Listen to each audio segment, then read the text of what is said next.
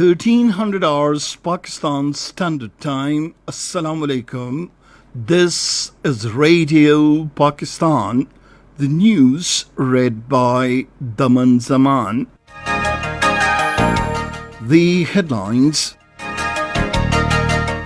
The Prime Minister says the international community has a moral obligation to avert humanitarian disaster in Afghanistan. The nation is observing the 144th birth anniversary of great philosopher and poet Dr. Allama Muhammad Iqbal with national zeal and fervour today. Pakistan's ambassador to China says bilateral trade volume between Pakistan and China would set new records by the end of this year. The Palestinian Prime Minister has asked the United States to implement the pledges it made regarding the reopening of U.S. consulate in East Jerusalem. And now the news in detail. Prime Minister Imran Khan says the international community has a moral obligation to avert humanitarian disaster in Afghanistan.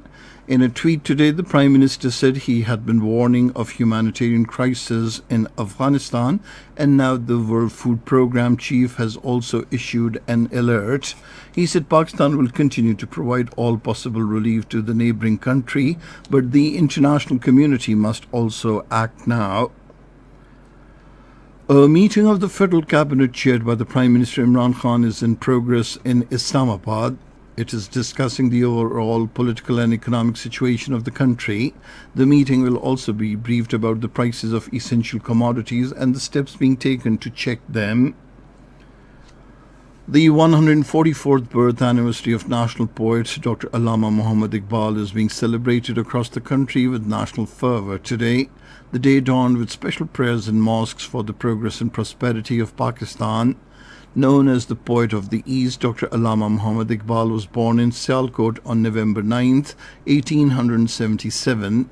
He awakened the Muslims of the subcontinent through his universal poetry and political acumen by presenting the idea of the creation of Pakistan through his historic address at Allahabad in 1930.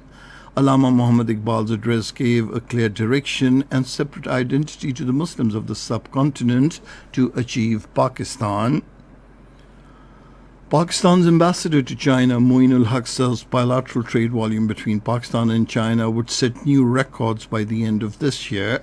In an interview to China Global Television Network, he said China is Pakistan's largest trading partner, besides being the second largest export destination. About further growth in China-Pakistan bilateral economic and trade cooperation, he said the most important part of Phase 2 of CPAC covers areas of agriculture, especially modernization of agriculture and science and technology in Pakistan. Commissioning of the Pakistan Navy frigate PNS Toghril was held in Shanghai, China. PNS Toghril is a technologically advanced ship equipped with state-of-the-art sensors and weapons. The ship is capable of enormous firepower and surveillance potential. Construction of the ship in China is a testimony of Pakistan-China all-weather friendship.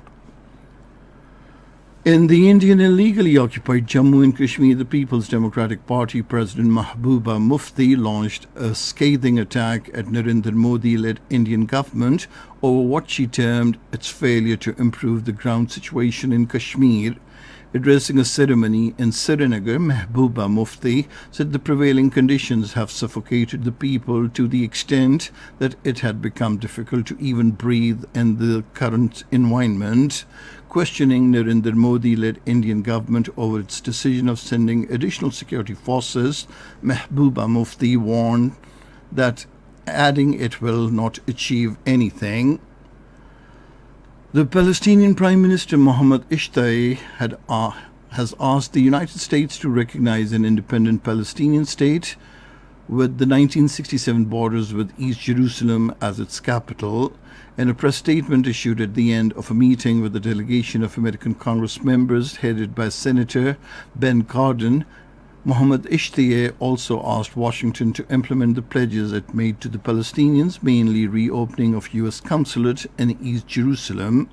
Mohammed Ishtiyah discussed with the delegation the future of Israeli-Palestinian peace process amid Israeli government's attempts to undermine two-state solution and violating the Palestinian rights.